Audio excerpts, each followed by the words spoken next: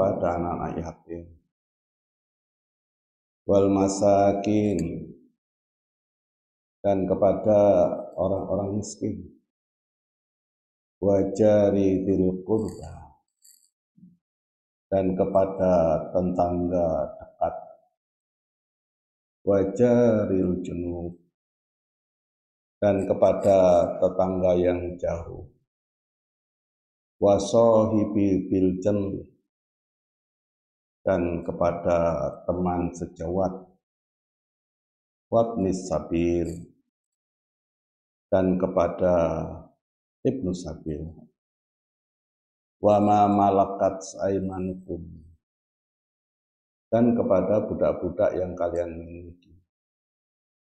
Innallaha, sesungguhnya Allah, la yuhibbu man kana mukhtalan fakhora. Allah tidak suka kepada orang yang sombong lagi membangga-banggakan dirinya. Sadaqallahul azim. Ibu bapak, mari kita awali dengan baca basmalah. Bismillahirrahmanirrahim. Hari ini kita bicarakan akibat apa yang mesti diterima ketika kita memutuskan kekerabatan. Kita ingin tahu dampaknya akan seperti apa, dan apa yang menyebabkan kekerabatan itu terputus, serta solusi apa yang direkomendasikan. Akan kita bicarakan di pagi hari ini. Ibu bapak, saya ingin memulai dengan sebuah kisah. Kisahnya adalah kisah sumur Barhut. Ada sumur namanya sumur Barhut. Di Ain, di mana sumur Barhut itu? Jawabnya di Yaman. Ada sebuah sumur di Yaman, itu namanya sumur Barhut. Ini yang oleh mufassir digunakan menafsirkan surat Muhammad ayat 22-23. Bagaimana kisahnya? Adalah seseorang berangkat berhaji dengan membawa uang saku 1000 dinar. Siapa orang yang berhaji dengan membawa uang saku 1000 dinar? Di kisah itu tidak disebutkan siapa namanya, sehingga kita tidak tahu. Wis pokoknya diceritakan begitu. Tidak percaya bagaimana? Ya enggak apa-apa. Uang itu bukan Quran. Dia membawa uang 1000 dinar ketika menunaikan haji. Lalu apa yang terjadi?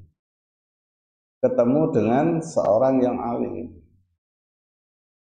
orang yang solih kelihatannya, tampak betul orang itu adalah orang yang solih. Lalu uang 1000 dinar itu dititipkan ke orang solih itu, karena dia tidak mau terganggu ibadah hajinya. Kenapa kok bisa mengganggu? Ya, kalau sedang sholat, kemudian di sakunya ada uang 1000 dinar, maka sholatnya sambil megang uang. Samalah kayak kita. Ketika uangnya banyak ditaruh di sini, sholat itu biasa begini sampai gini, sampai nyekeli duitnya, wedi duitnya ucul. Ya, karena takut terganggu ibadahnya, sholatnya takut terganggu, lalu uang 1000 dinar itu dititipkan kepada orang soleh tadi. Apa yang terjadi berikutnya? Begitu selesai berhaji, dia mau mendatangi orang soleh tadi, perihal akan mengambil uangnya kembali. Ternyata dia sudah mati, karena memang Allah takdirkan dia mati duluan. Orang soleh itu sudah mati. Siapa orang soleh itu juga tidak disebut namanya. Lalu dia ini datang kepada keluarganya. Ternyata keluarganya tidak tahu.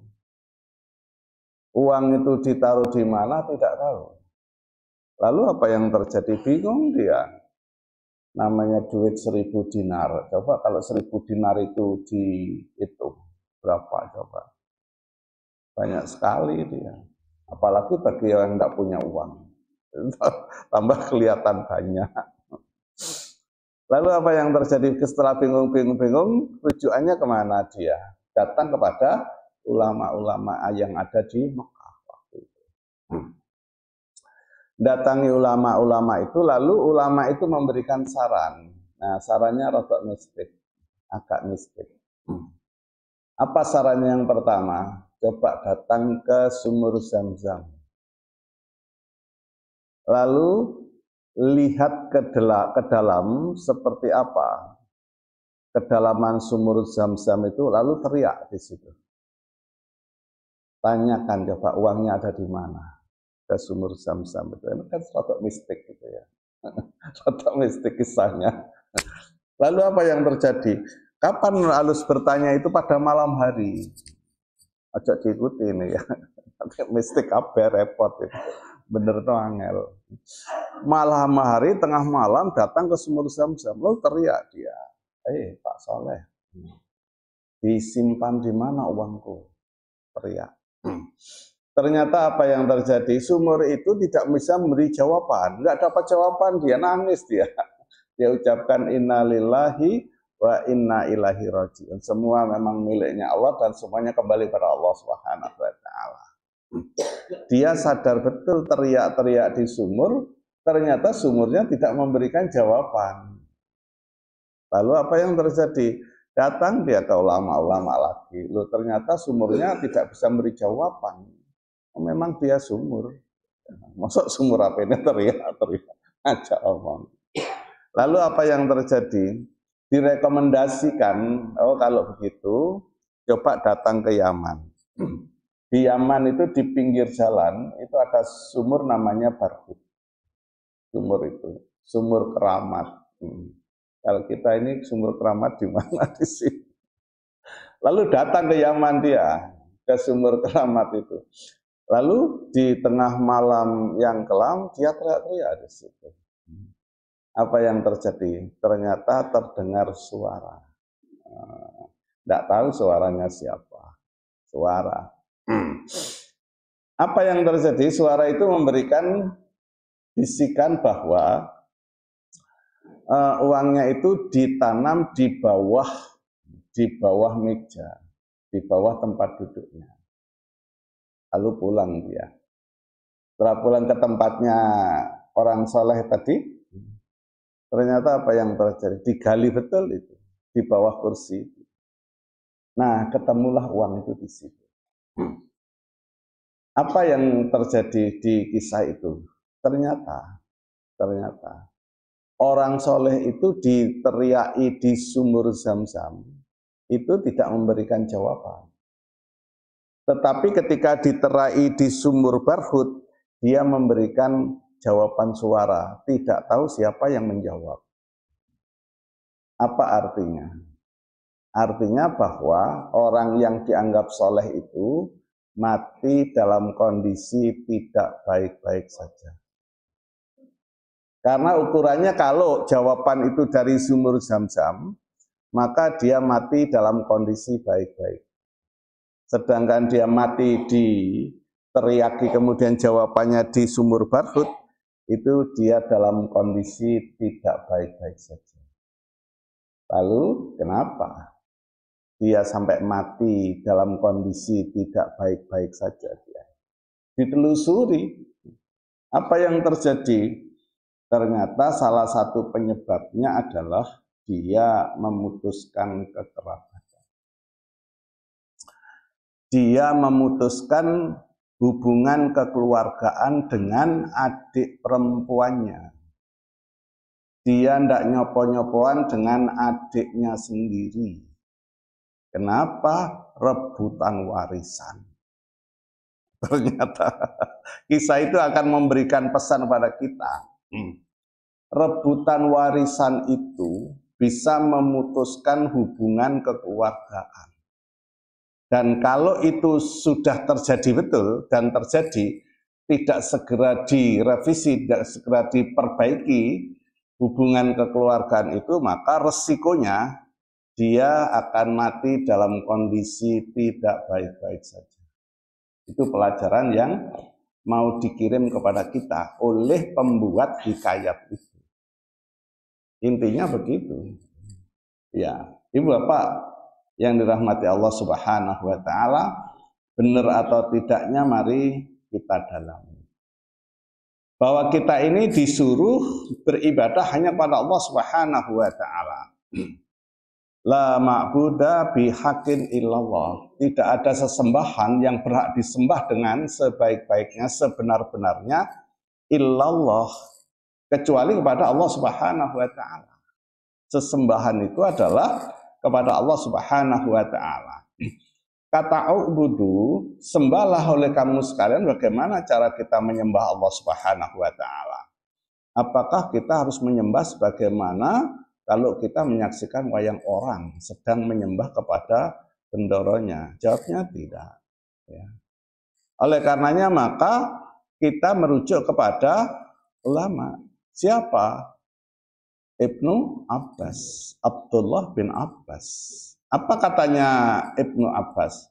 Kullu kalimatin, semua kalimat fil Quran yang ada di dalam Quran, kalau kalimat mengatakan u'budullaha, sembahlah oleh kamu sekalian Allah, itu maknanya adalah yuwahidullaha. Jadi semua kalimat yang memerintahkan kita supaya menyembah kepada Allah Subhanahu wa taala itu maknanya adalah supaya kita mentauhidkan Allah Subhanahu wa taala, bukan nyembah dengan tangannya di atas itu. Bukan sembah-sembahan kayak wayang itu, bukan. Tetapi maknanya adalah bagaimana kita mentauhidkan Allah Subhanahu wa taala. U'budullaha maknanya adalah yuwahhidullah. Tauhidkanlah oleh kamu sekalian, esakan oleh kamu sekalian Allah Subhanahu wa taala. Makanya menjadi sangat logis kalimat iringannya adalah wala tusriku bihi syai'an. Jangan menyekutukan sesuatu pun terhadapnya, maka menjadi benar. Kalau misalkan nyembah Allah itu sesuai dengan penafsiran kita, itu menjadi ruwet. Menjadi ruwet. Tetapi kalau penafsiran mengikuti penafsiran Ibnu Abbas, maka menjadi benar. Tauhidkan Allah, jangan mensekutukan dengan sesuatu apapun. Tidak boleh. Itu mesti dipegang oleh kita. Mentauhidkan Allah Subhanahu wa taala itu harga mati. Dan kalau kita sampai mensekutukan Allah Subhanahu wa taala, itu resikonya adalah pada kita. Dosa-dosa kita tidak akan diampuni selama kita tidak bertaubat. Kalau bertaubat lah nanti ceritanya akan menjadi lain. Wabil walidaini ihsana, dan berbuat ihsan terhadap kedua orang tua. Allah Subhanahu wa taala kait-kaitkan antara dirinya dengan orang tua kita. Kenapa Allah kait-kaitkan dirinya Allah Subhanahu wa taala dengan orang tua kita? Karena orang tua kita adalah Rabbayani. Allah adalah Rabbuna, wallahu Rabbuna. Wa bil walidaini, dan terhadap kedua orang tua kita itu mengatakan Rabbayani, Tuhan. Allah yang memelihara kita, dan orang tua kita juga yang memelihara kita saat kita di dunia. Makanya Allah Subhanahu wa taala kait-kaitkan dirinya dengan kedua orang tua. Wabil walidaini ihsana, dan berbuat ihsan terhadap kedua orang tua. Ini mesti ditanamkan oleh kita semua kepada diri kita, kepada anak-anak kita, kepada cucu-cucu kita.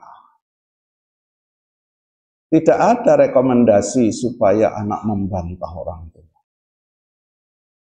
Tidak ada satu ayat pun anak mendebat bapaknya. Tidak terdapat itu. Tidak terdapat itu. Kalau berdiskusi iya, sebagaimana Nabi Ibrahim alaihissalam dengan orang tuanya, bapaknya namanya Azar. Tetapi dengan penuh, walaupun dia berdiskusi di situ. Berbeda dengan akhir-akhir ini. Ya karena memang kurang dimasukkan. Wabil walidaini ihsan. Berbuat ihsan terhadap kedua orang tua. Wabidil kurba. Nah, juga berbuat baik kepada kerabat. Bagaimana dengan kerabat, orang-orang dekat kita, Paruba? Bagaimana hubungan kita? Coba tanya kepada diri kita. Kapan terakhir kita menghubungi adik kita? Walaupun hanya telepon. Coba dijawab di dalam hati. Kapan telepon kepada adik kita? Kapan kita bertemu dengan adik kita? Walaupun hanya telepon, walaupun hanya silau. Nanti jawabnya kan jauh sekali. Kapan kita menanyakan kondisinya? Kapan kita mempertanyakan keluarganya? Bagaimana, apakah mereka baik-baik saja? Nah, ini Bapak. Quran mengatakan wabidil kurba, dan berbuat baik pula, berbuat ihsan pula kita kepada siapa? Kepada kerabat kita. Jangan sampai kepada teman tiap hari si hello. Ada orang cerita ke saya Ustaz, itu memang sohib dengan saya Ustaz. Oh iya tah, iya. Saya pokoknya tiap hari pasti telepon ke dia. Tiap hari wis. Iya Pak Ustaz. Pokok tiap hari saya telepon minimal 2 kali. Intens sekali. Iya, pagi telepon, malam telepon. Kalau tidak telepon saya tidak bisa tidur. Lalu saya tanya, adikmu kapan mbok telepon yang terakhir? Saya bilang gitu. Jawabnya, oh kalau itu urusannya lain. Salah itu ya, salah itu ya. Quran mengatakan wabidil kurba, dan kepada qarib kerabat. Itu direkomendasikan oleh Allah Subhanahu wa taala. Bapak yang dirahmati Allah Subhanahu wa taala, saking pentingnya menjalin kekerabatan, hubungan dengan saudara kita, Rasulullah SAW itu pernah menyampaikan, ya'muruna bis shalah.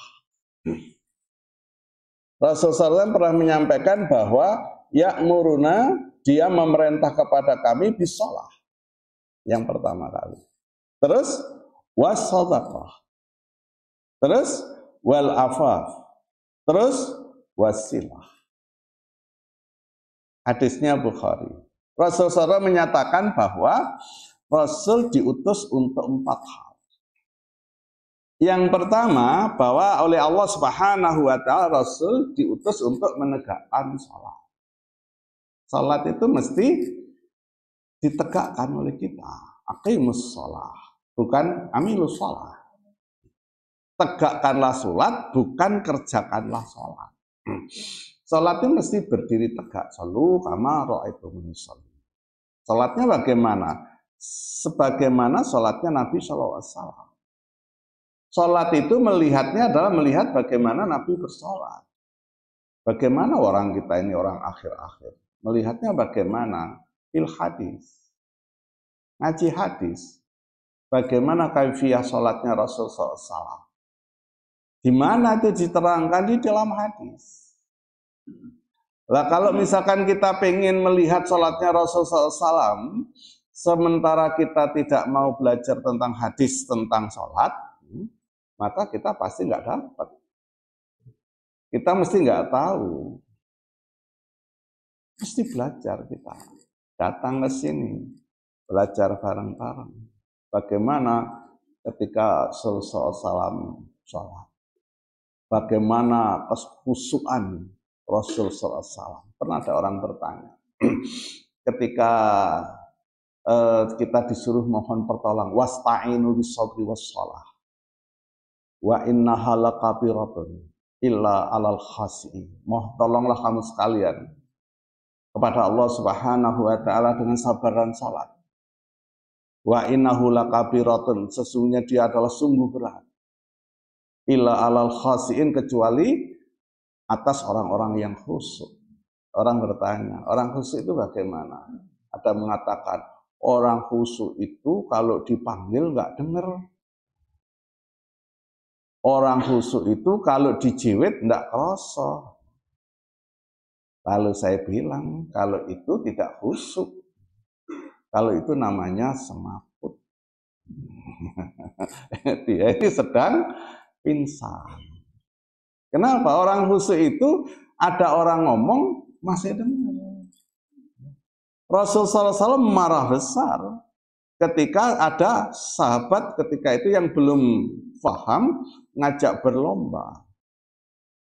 Lomba apa? Lomba membaca Quran. Rasul marah besar. Siapa yang akan melawan bacaan? Marah besar. Kenapa? Imamnya baca, makmumnya sibuk. Sibuk apa? Sibuk baca juga. Imamnya sudah Allahu Akbar, makmumnya masih bilang usolli. Ganggu imamnya, terganggu ketika membaca, salah imamnya. Apa yang terjadi? Ya makmumnya itu butuh belajar menjadi makmum. Bagaimana menjadi makmum? Karena saking yakin, sering saya yakin. Apa yakinnya? Pak Ustadz, kalau salat itu yang sujud terakhir itu harus berdoa yang banyak. Oh iya kah? Iya Pak Ustadz. Makanya saya kalau salat lama. Imamnya sudah duduk, dia masih sujud. Imamnya sudah assalamualaikum, dia baru bangun. Kenapa kalau begitu? Ben ketok alim. Itu namanya gaya itu gaya itu bukan ingin berdoa. Salat itu ikuti bagaimana aturan Rasul SAW. Kalau takbir ya takbir, rukuk ya rukuk, sujud ya sujud, duduk ya duduk, salam ya salam, ikuti saja imam. Jangan mengambil posisi sendiri. Jangan posisi sendiri. Nah, Rasul juga diperintahkan yang kedua apa? Sedekah. Kenapa sedekah itu menjadi penting? Sedekah itu bisa menjinakkan api neraka. Sedekah itu bisa menjinakkan kemarahan dari neraka itu. Dikisahkan itu neraka itu begitu ada orang-orang yang berdosa mujrim, itu teriak-teriak neraka itu. Suaranya tidak karu-karuan. Kenapa? Ingin segera melalap. Kira-kira kalau ketemu kita, teriaknya luar biasa. Kenapa? Kita ini banyak dosanya. Banyak dosanya. Kalau mengakui bahwa kita punya dosa banyak itu lebih enak daripada kita mengingkari itu. Kenapa? Saya bilang, orang yang mengakui dosanya itu mudah bertaubat. Kenapa orang itu sulit bertaubat? Karena dia tidak ngaku dosa. Karena dia sudah merasa punya kaplingan surga. Sehingga sholatnya biasa-biasa, ngajinya biasa-biasa, dianggap sampai masuk surga. Tapi perkara kapan masuknya enggak tahu. Rasul SAW diperintahkan oleh Allah Subhanahu wa taala untuk sedekah. Wal afaf, dan memaafkan. Itu Rasul begitu. Ketika Rasul SAW berdakwah di Taif, berdakwah di beberapa tempat, itu diusir dia. Malaikat datang akan menghajarnya. Bagaimana kalau dua gunung itu saya benturkan sehingga semuanya binasa? Gak usah. Kalau Rasul tidak usah. Bapaknya tidak kena sekarang, tapi nanti bagaimana cucunya? Kalau Rasul. Makanya sampai terjadi antara bapak dengan anak itu berbeda. Berbeda bapak dengan anak. Bapaknya jahat, anaknya taat. Itu banyak di kalangan para sahabat Nabi Shallallahu Alaihi Wasallam. Sehingga anak dengan bapaknya itu beda. Bapak tidak kena, anaknya. Berdakwah itu begitu. Anaknya tidak kena, cucunya. Itu kalau Rasulullah SAW. Jadi memaafkan itu lebih dulu. Wasilati, dan menjalin hubungan persaudaraan. Ibu Bapak yang dirahmati Allah Subhanahu wa taala. Pertanyaan yang muncul adalah, kenapa Rasulullah SAW itu didorong-dorong oleh Allah Subhanahu wa taala, diperintah oleh Allah Subhanahu wa taala untuk mengembangkan silah, mengembangkan hubungan kekerabatan, mengembangkan hubungan persaudaraan. Islam itu bertemu baik-baik, berpisah baik-baik. Ya, itu yang perlu dicatat oleh kita. Bertemu dalam kondisi baik-baik, berpisah pun dalam kondisi baik-baik. Itu ajarannya Islam. Ya sudah, masalahnya menjadi selesai. Jangan sampai terjadi bertemunya baik-baik, berpisahnya menjadi padu, menjadi satru. Ayo coba, di mana? Di suami istri kalau bercerai. Di muka rumah saya itu, tidak nyopo-nyopoan itu. Padahal dia punya anak. Kemana Pak Nur? Jalan-jalan Pak Ustadz. Ya gini kalau repot. Putunin yang di itu. Nggak boleh. Ya sudah.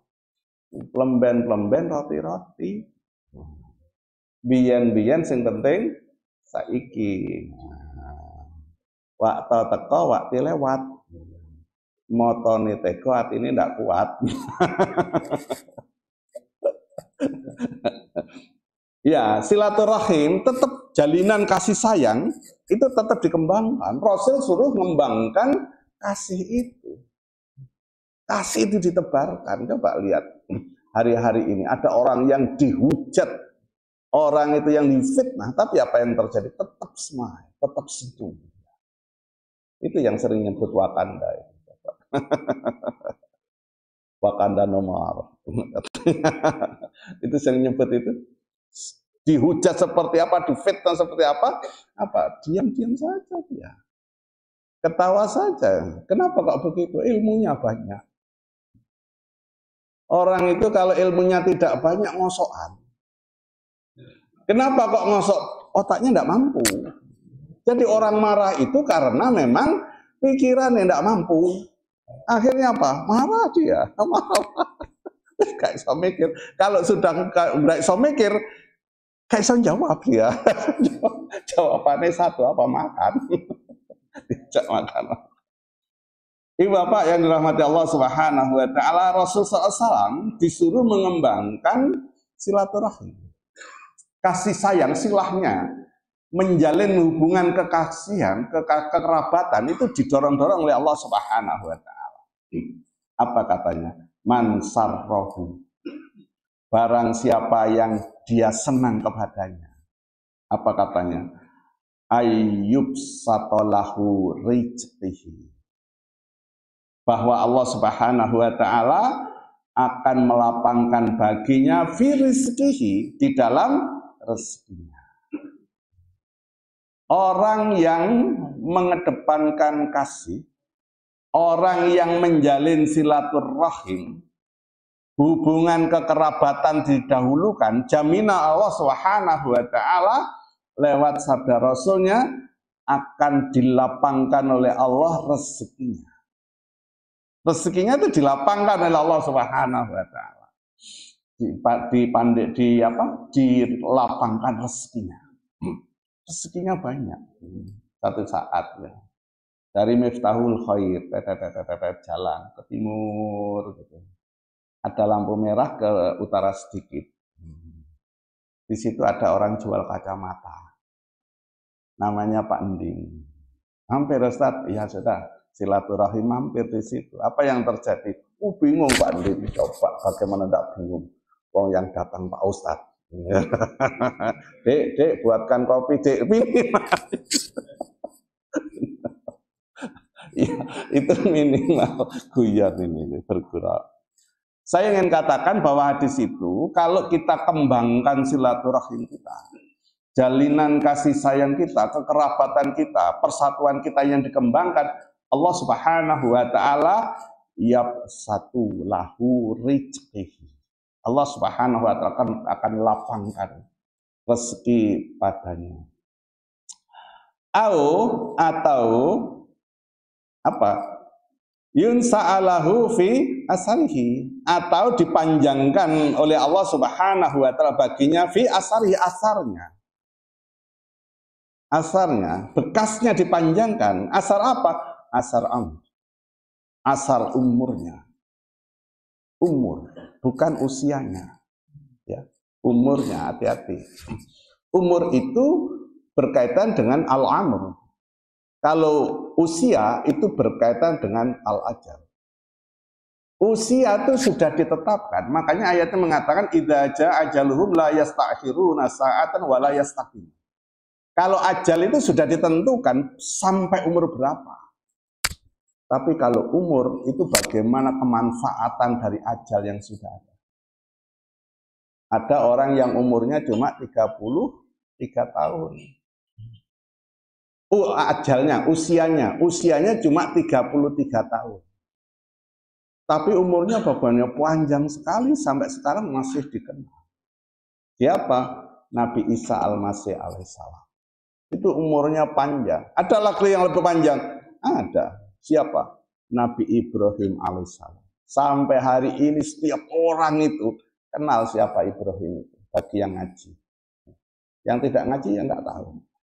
Ya pasti nggak tahu, kalau ngaji ya tahu ya. Masih dikenang dia, apa kemanfaatan hidupnya? Orang yang luar biasa. Kenapa? Karena hidupnya itu betul-betul menjadi cerita.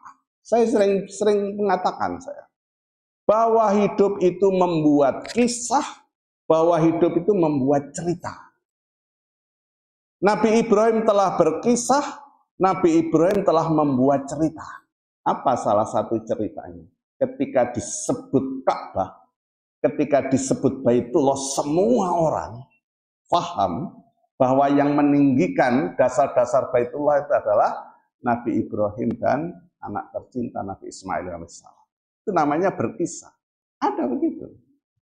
Ketika disebut Masjid Nabawi, orang tahu ini masjidnya Nabi. Nabi ini yang memprakarsai. Ini Nabi ini yang berkisah. Kisah seperti itu. Ketika disebut Laut Mati, tahu kisahnya Nabi Lut alaihissalam. Berkisah hidup itu. Jangan sampai terjadi, kalau kita mau memanjangkan, jangan sampai terjadi bahwa kita hidup itu tidak berarti. Jangan sampai terjadi kita bahwa kita hidup di dunia itu tidak berkisah. Tidak membuat cerita. Jangan sampai terjadi pernah hidup di dunia, tetapi namanya tidak dibicarakan orang. Loh, itu jangan sampai terjadi kita. Oleh karena itu membuat kisah. Membuat asar. Apa katanya hadis itu? Fi asarihi. Tentang asarnya, kisahnya, ceritanya seperti apa. Luar biasa itu. Caranya bagaimana? Fal yasil rahimahu. Maka hendaklah dia menjalin hubungan kekerabatan, kasih sayangnya yang dimunculkan di situ. Allah Subhanahu wa taala akan turunkan. Siapa yang menjalin hubungan kekerabatan, siapa yang mendahulukan silaturahimnya, maka dua hal yang akan berdampak pada diri kita, yaitu lapang rezekinya, yang nomor dua panjang umurnya. Sehingga ceritanya masih ada hingga hari ini. Ibu bapak yang dirahmati Allah Subhanahu wa taala. Bagaimana kalau kita memutuskannya? Kalau itu yang menjalinnya. Ternyata hadis Nabi SAW, kalau kita memutuskan hubungan kekerabatan kita, memutuskan silaturahim kita, itu oleh Allah Subhanahu wa taala akan disegerakan. Apa maksudnya segerakan? Siksanya akan dimunculkan di dunia sebagai pertanda bahwa dia akan mendapatkan siksa yang besar ketika di akhirat. Di dunia itu sudah ditampakkan. Orang yang memutuskan hubungan kasih sayang, memutuskan silaturahmi, di dunia itu sudah berisiko dia. Berisiko dia. Disegerakan oleh Allah Subhanahu wa taala. Begitu juga nanti di akhirat, dia akan berisiko pula. Ibu Bapak yang dirahmati Allah Subhanahu wa taala. Oleh karenanya maka menjalin hubungan silaturahim, kasih sayang sesama kerabat kita lakukan, ya. Yang nomor 2 apa? Dampak kalau kita memutuskannya. Allah melaknat kita. Allah melaknat kita. Apa katanya Quran? Ulaika ladzina la'anahumullah. Mereka adalah orang-orang yang Allah melaknat kepada mereka. Siapa orang yang dilaknat oleh Allah Subhanahu wa taala? Orang yang memutuskan tali silaturahim. Orang yang memutuskan kasih sayang. Orang yang memutuskan kekerabatan. Itu dilaknat oleh Allah Subhanahu wa taala. Oleh karena itu pertemuan-pertemuan keluarga itu menjadi menarik bagi kita. Siapa? Oh, ini keluarganya ini. Anaknya jauh-jauh, bagaimana bisa ketemu? Didesain. Ya. Siapa?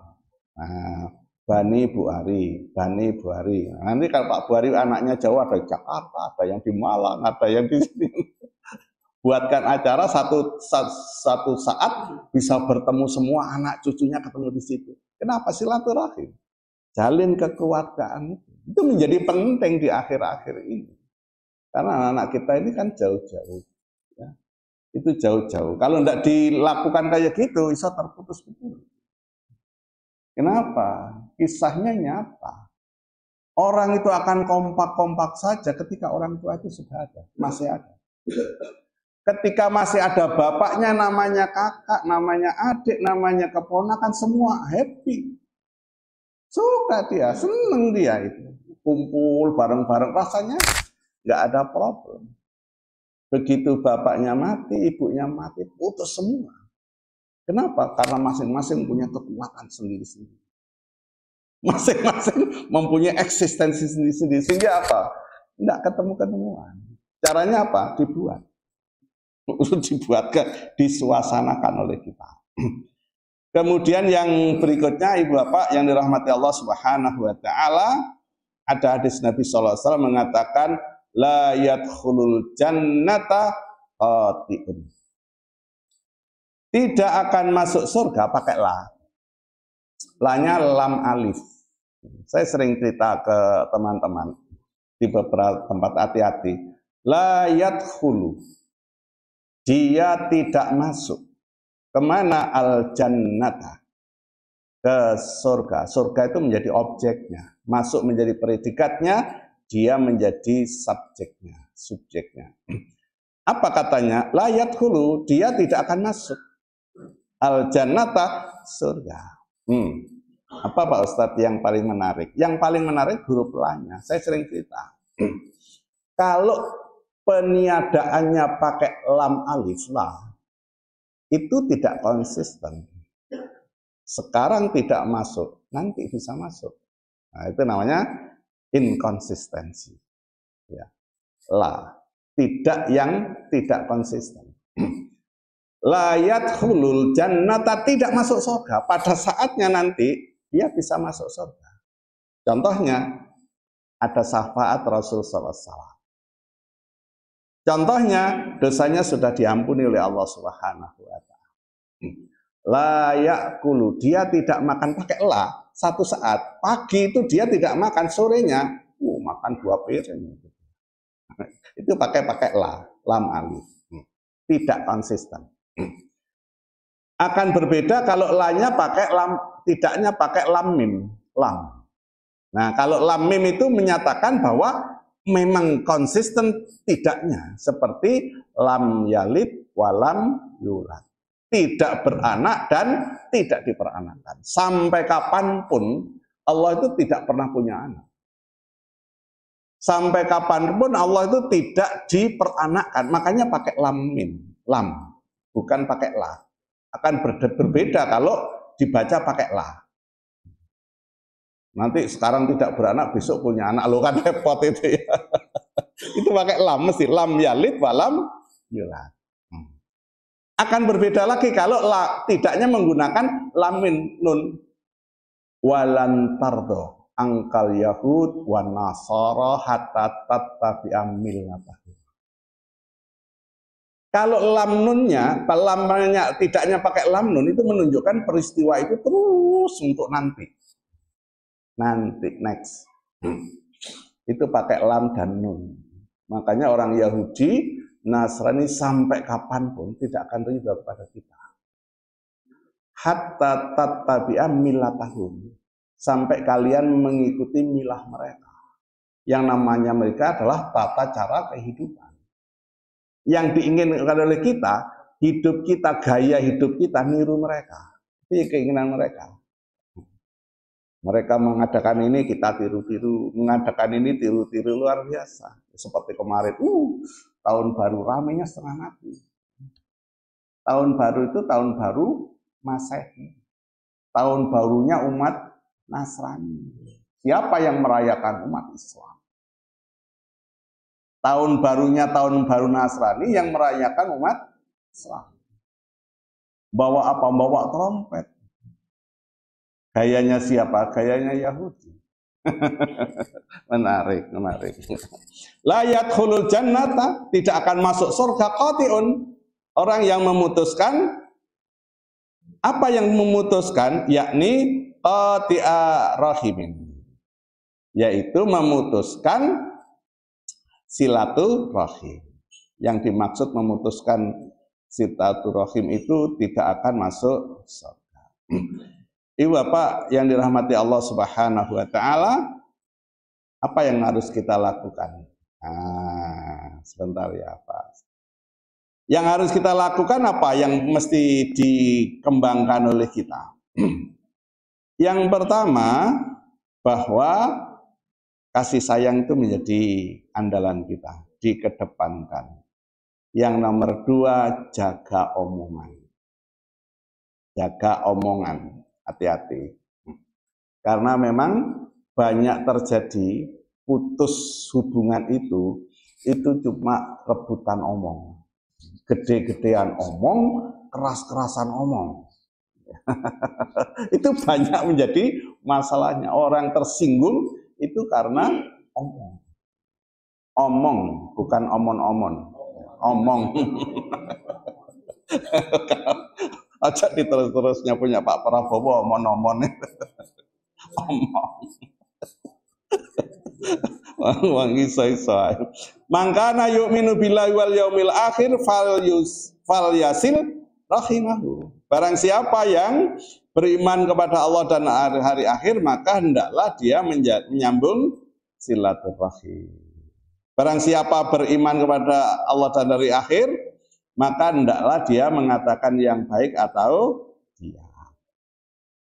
Barang siapa beriman pada Allah dan hari akhir, maka hendaklah dia apa kira-kira?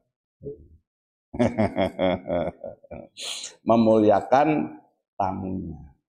Ibu bapak yang dirahmati Allah Subhanahu wa taala, saya sudah diingatkan oleh Pak Syafi'i Hamdan.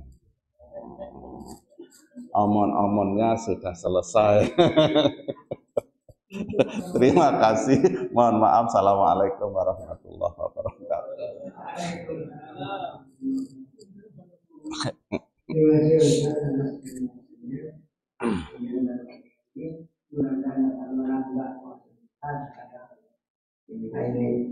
Rasanya ada waktu sedikit pada menit untuk kita kembangkan.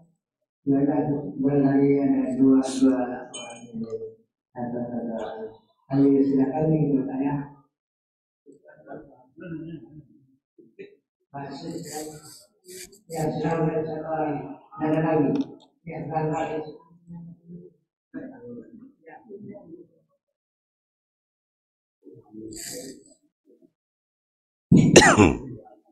Terima kasih Bapak Ibu adalah Ustaz atas kesempatan memuliakan tamu Ustaz. Saya pernah pengalaman ada tamu pas adzan, kemudian saya ingat nasihat tamu ini ajak masjid. Dia Pak, saya tunggu sebentar. Saya kembali. Saya pulang dari masjid, tamu itu udah nggak ada. Nggak ada. Nah itu saya kepikiran sampai sekarang apa itu saya pulang atau bagaimana. Terus satu lagi saya ditanya mengenai anak angkat dan anak kandung.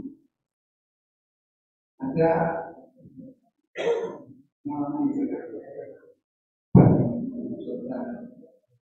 dia punya anak angkat sukses, anak kandungnya kurang sukses. Akhirnya ikut anak kandung ini, nah anak angkat dan bahkan rumahnya itu dipesan nanti untuk anak angkat ini. Saya ditanya kepada istri, ditanya istrinya, bagaimana menurut Bapak? Jawaban saya ya sangat mudah saja karena detail ya. Setahu saya menurut nasihat Ustaz, anak angkat itu bukan ahli waris, ya saya jawab itu.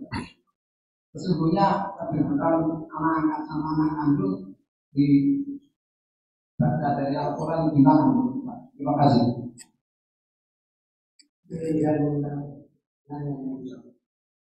Apa diwaca coba?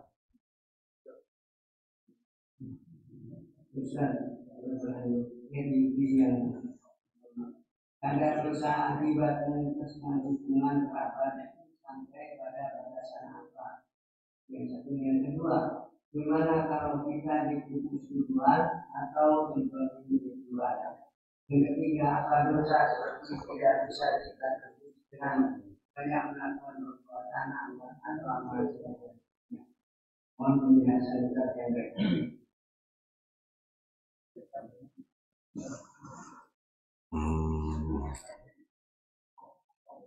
Falyaqul khairan aw liyasmut.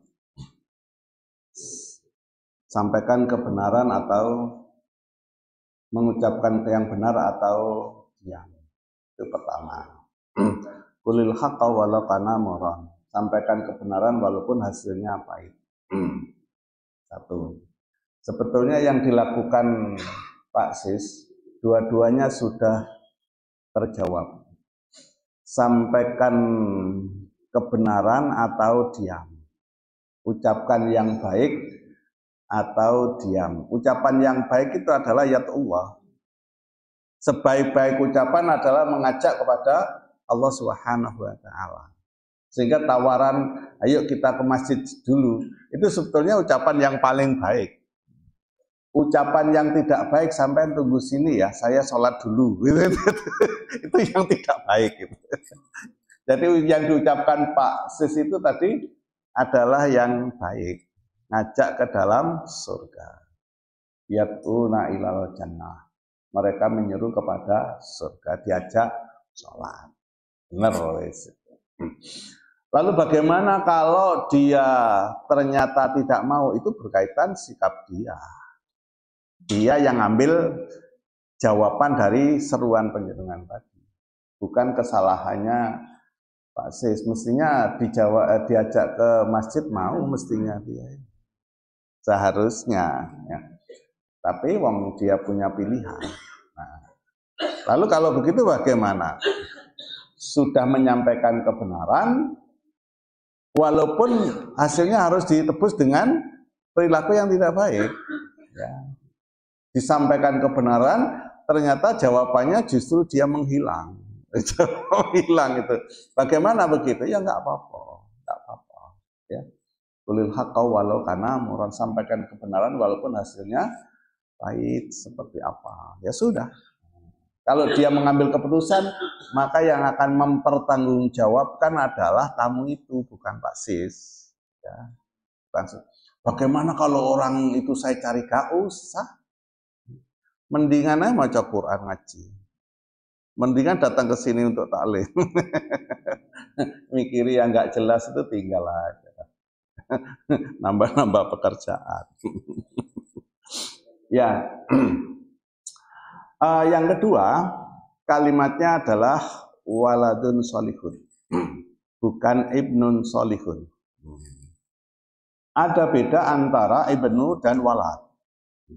Kalau waladun, bapaknya namanya Walid, ibunya namanya Walidah. Nah, lalu apa yang menjadi menarik bagi kita? Kalau disebut walad, itu adalah anak kandung. Anak kandung. Sedangkan ibnun bisa jadi anak angkat. Ibnu, itu bisa anak angkat. Tapi kalau walad itu anak kandung. Waladun solihun yat'ullah. Itu adalah anak soleh, anaknya sendiri, anak kandung tapi soleh, yang menyeru pada Allah Subhanahu wa Ta'ala. Apakah antara ibnun dengan waladun itu ada hal yang berbeda? Sebutannya berbeda, tulisannya berbeda, maknanya juga berbeda. Tulisannya kalau waladun pakai wawu dulu, kalau ibnun pakai hamzah dulu, itu minimal beda kan. Ucapannya juga beda, konsekuensinya juga berbeda. Namanya ibnun, anak angkat, itu dimasukkan ke ibnun, itu tidak punya hak waris. Anak angkat itu tidak terima waris. Sedangkan anak kandung itu punya waris. Pertanyaannya adalah, justru orang tua itu memberikan kepada anak angkatnya. Bagaimana itu bisa terjadi? Nah, kalau kalimatnya Pak Sis, orang tua itu justru memberikan kepada anak angkatnya, itu bukan waris. Kenapa? Karena ketika dia memberikan pasti dia hidup. Tidak mungkin orang mati memberikan. Tidak mungkin ya. Berarti dia memberikan waktu dia masih hidup. Kalau dia masih hidup, maka pasti tidak waris. Karena waris itu mempersyaratkan mati dulu. Setelah dia mati, baru jatuh waris. Nah, berarti kalau gitu bisa bermakna hibah. Jadi orang tua itu menghibahkan kepada anak angkat tadi. Nah, bagaimana kajian hukumnya? Boleh, menghibahkan itu tergantung yang punya hak. Hartanya itu hartanya orang tua, mau dihibahkan kepada siapa saja, tergantung orang tua yang punya hak itu. Itu nomor satu. Nomor berikutnya, jadi pasti itu bukan waris. Bagaimana dengan anaknya sendiri, anak kandungnya? Karena dilihat oleh orang tuanya bahwa anak angkatnya lebih sukses daripada anak kandungnya sendiri. Nah, itu yang perlu dilihat oleh kita adalah ukuran kesuksesan. Ukuran suksesnya di mana? Apakah ukuran sukses karena dia menjadi pejabat? Apakah urusan sukses karena dia lulus IP-nya 4? Atau sukses yang lain? Saya khawatirnya begini, mengukurnya tidak transparan, tidak clear dia. Coba sekarang, punya anak bisa hafal 1 juz. Anak itu hafal, anak masih kecil-kecil hafal Quran 1 juz. Dibilang sukses apa enggak? Jawabnya, jarang orang mengatakan. Anak saya hafal 10 juz, hafal 10 juz. Seneng enggak orang tua itu? Ada yang seneng, ada enggak? Kadang-kadang dianggap biasa-biasa, dianggap bukan kesuksesan. Coba dia ini diterima di karyawan sini, dianggap sukses. Ukurannya beda. Anak pinter ngaji, anak rajin sholat, rajin qiyamul lail, berbakti kepada orang tua, karena dia melarat, dianggap tidak sukses. Tapi ini jahat, tukang menipu orang, tukang gombali orang, karena hartanya banyak, terpandang, dianggap sukses. Nah, ukurannya yang beda, Pak. Jangan-jangan anaknya sendiri sukses, anaknya sendiri yang soleh, dianggap tidak sukses. Anak angkatnya itu karena kaya raya, lalu dianggap sukses. Nah, itu untuk mengukurnya perlu dilihat dulu, ya.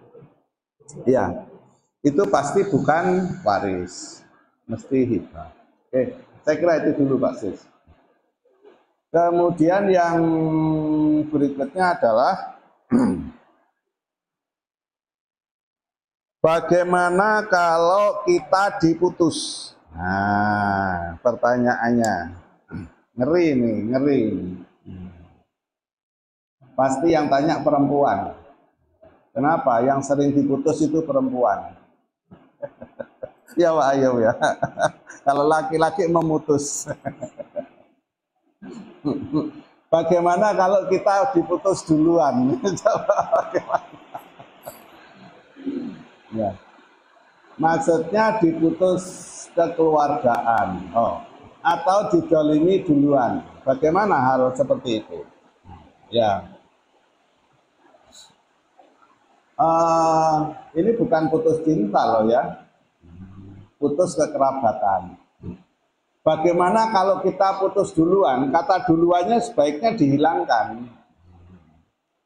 Karena kalau kata duluannya tidak dihilangkan, nanti diputus ganti memutus dia. Sebaiknya duluannya dihilangkan saja. Bagaimana kalau kita diputus? Diputus ya enggak apa-apa, ya. Kenapa? Silaturahim itu, kekerabatan itu bukan satu-satunya. Kalau kita yang didolimi, nah itu yang dicari orang.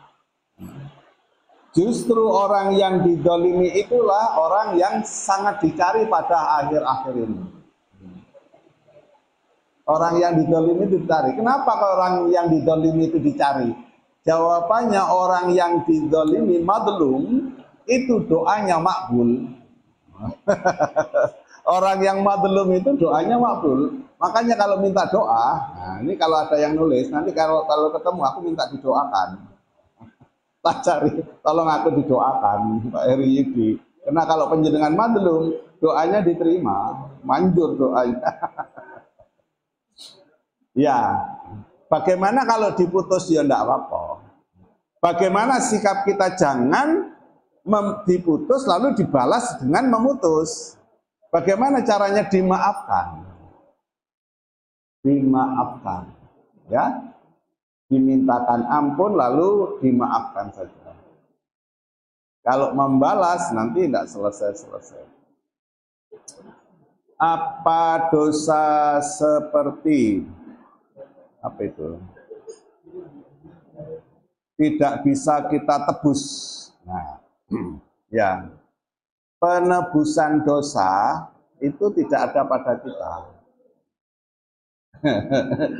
Yang mengembangkan penebusan dosa itu di luar kita.